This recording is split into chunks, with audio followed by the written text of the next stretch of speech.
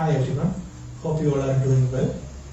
Myself, Dr. Jithin Raj B, Audiologist, Department of Audiology, All India Institute of Speech and Hearing, Mysuru.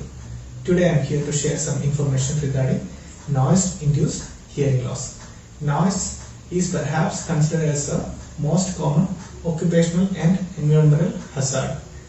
And noise induced hearing loss is a sensorineural hearing loss occurring at high frequency, say around 3000 to 6000 Hz, and happening gradually due to exposure to high level of sound.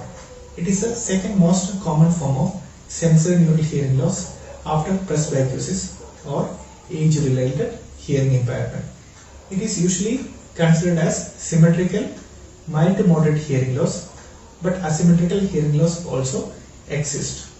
Depending upon the intensity of exposure and the duration of exposure, it may even result in severe to profound hearing loss as well.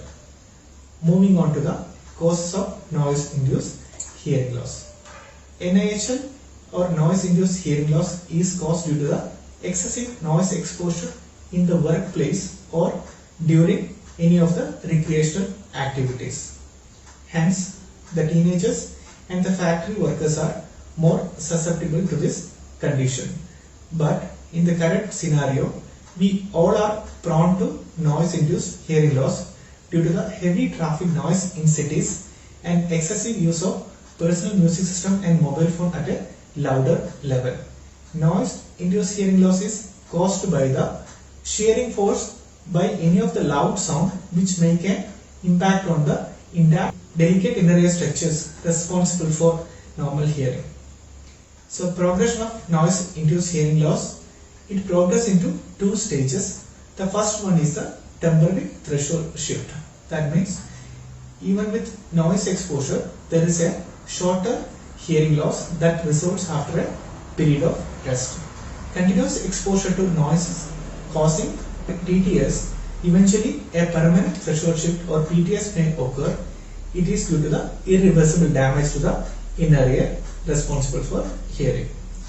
What are the symptoms of noise-induced hearing loss? The first and foremost, tinnitus or ringing in the ears, which increases with the progression of hearing loss.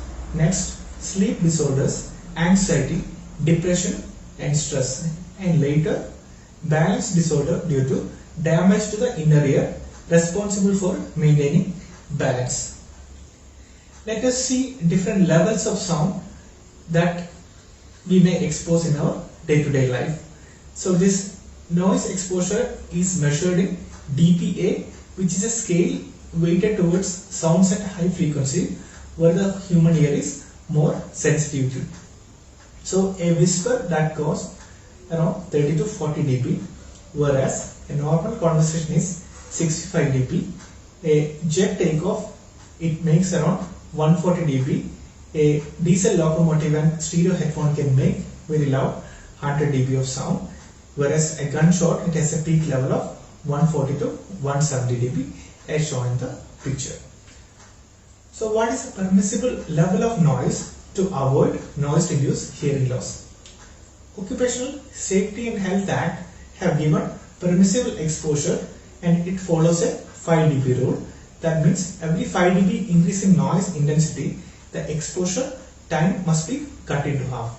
In other words, a 90 dB is allowed for 8-hour exposure, and increasing the intensity to 95 dB, the exposure time must be cut into 4 hours, and the maximum permissible level is 115 dB for 15 minutes. Hence, a noise of 130 to 140 dB can cause permanent hearing loss with a single instance of exposure. How to prevent noise-induced hearing loss? The primary prevention is by fostering healthier lifestyle and improving the environmental quality.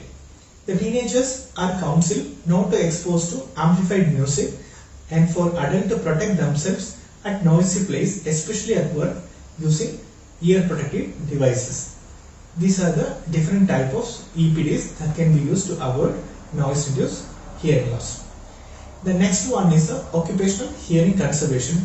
It includes both engineering and administrative control to reduce noise exposure training the employees the use of ear protective devices, and annual audiometry for all workers who are exposed to noise, and finally a worker whose audiogram shows a standard shift with respect to the baseline. Additional training and further evaluations are recommended. What are the treatment options available for noise induced hearing loss? The first line of treatment is the pharmacological treatment as recommended by an ENT or a family physician. Next line of treatment is audiological management. An audiologist detect the type and degree of hearing loss, thereby recommendation of appropriate hearing aids and assistive devices are done if required to manage the communication problems.